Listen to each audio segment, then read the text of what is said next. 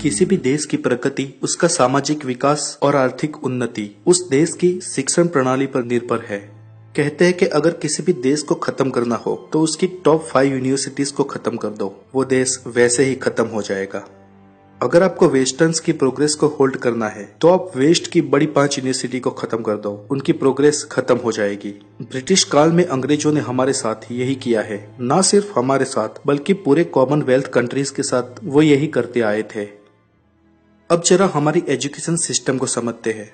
हम जब पढ़ाई करते हैं तो हमें एक क्वेश्चन दिया जाता है और उस क्वेश्चन के नीचे उसका विस्तार से आंसर मौजूद होता है।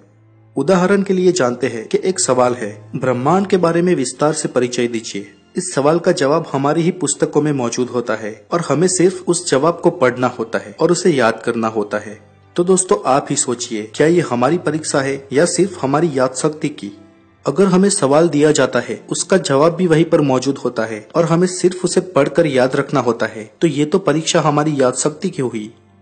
जब पूरे साल एक विद्यार्थी पढ़ाई करता है तो वो पढ़ाई में क्या करता है? उन सवालों के जवाब पढ़ता है जो उसके सिलेबस में है और साल के आखिर में 3 घंटों में उसे उसके सवाल के जवाब दे देने होते हैं। और अगर किसी की याददाश्त अच्छी हो तो वो पूरे साल मेहनत ना भी करे और आखिरी महीने में अपनी टेक्स्ट बुक्स पढ़ के जवाब दे दे तो भी वो अच्छे नंबरों से पास हो जाएगा।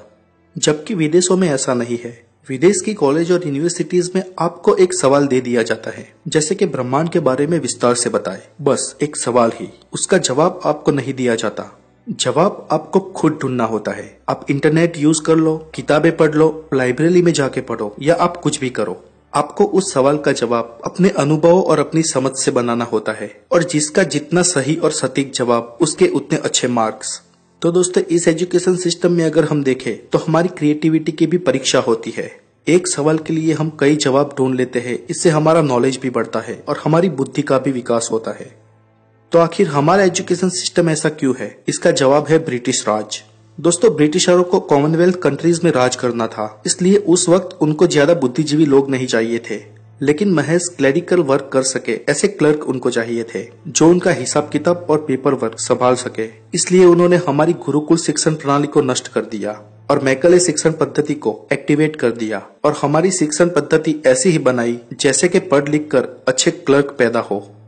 यही कारण है दोस्तों कि आर्यभट्ट और उनके समय से पहले हुए इंडियन वैज्ञानिक मुगल काल और ब्रिटिश काल के बाद कभी नहीं हो सके और पिछले 500 सालों में इतनी बड़ी तादाद में भारतीय होने के कारण भी हमारा देश कोई विश्व स्तरीय वैज्ञानिक नहीं पैदा कर पाया था। लेकिन दोस्तों खुशी की बात यह है कि आजादी के कुछ दशक बाद हमारी एजुकेशन सिस्टम में सुधार आया और साल 1990 के बाद तो हमारी एजुकेशन सिस्टम में काफी सारे फेरफार किए गए और उसके परिणाम आज हम देख रहे हैं।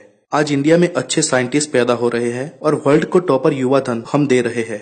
लेकिन अफसोस मात्र इतना है कि आज भी मैकेले शिक्षण पद्धति को भारत से 100% नाबूद नहीं किया गया और ज्यादातर स्कूल तथा कॉलेजेस में पुरानी ही एजुकेशन सिस्टम को चलाया जा रहा है।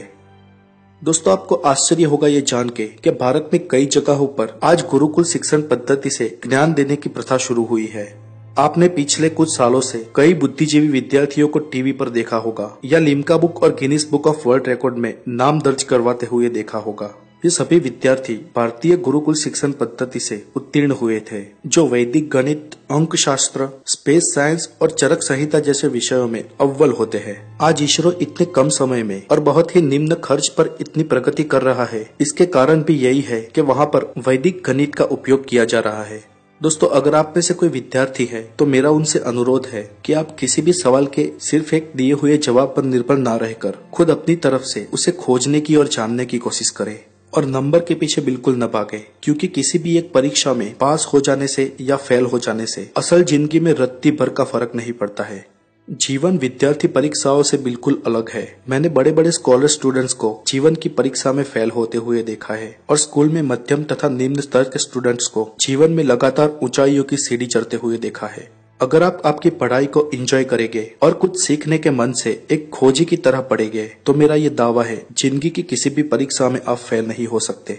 बोर्ड एग्जाम्स नजदीक आ रहे हैं, इसलिए विद्यार्थियों को मैं अपनी तरफ से ऑल द बेस्ट कहना चाहूंगा और पेरेंट्स को मैं कहना चाहूंगा कि अपने बच्चे में विश्वास रखें और उन्हें सिर्फ काबिल बनाए। प्रगति के पंथ पर तो वो अपने आप ही चल पड़ेंगे। तो आज के लिए इतना ही। अगर आप द नॉलेज पे नए हैं तो हमारे चैनल को सब्सक्राइब करें, और अगर आप द नॉलेज के सदस्य हैं तो सब्सक्राइब बटन के पास वाली बेल जरूर बजा देना, ताकि हमारे आने वाले वीडियोस की नोटिफिकेशन आपको आसानी से मिल सके। Have a good day, take care.